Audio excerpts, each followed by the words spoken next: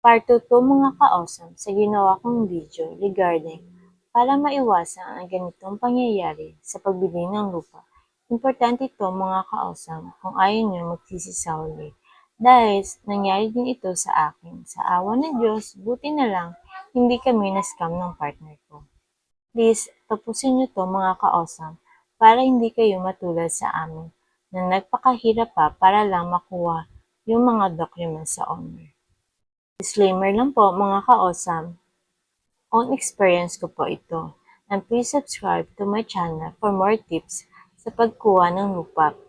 Bali sa mga next video, papakita ko po sa inyo kung ano ang binibigay ni owner para sigurado talaga ang transaction niyo sa pagbili ng lupa.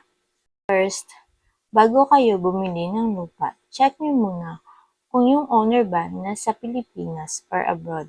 Kasi mga ka-awesome, ang hirap pala kapag nasa abroad yung owner kasi may pipirmahan ng mga documents.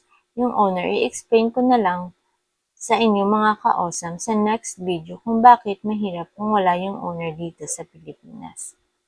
Second mga ka-awesome, dapat alam mo kung sino yung may-ari ng lupa or much better kung kakilala mo dahil kapag masasign ng mga docs is madali lang ma-reach out yung may-ari. Mga ka-awesome, katulad sa amin, through online lang namin nakita yung lupa na pinagbilhan namin. So, pahirapan talaga kami bago namin nakuha yung mga documents kasi gusto ni agent, siya ang magpaprocess ng land title namin kasi may porsyento pa siya na kukunin mga ka-awesome.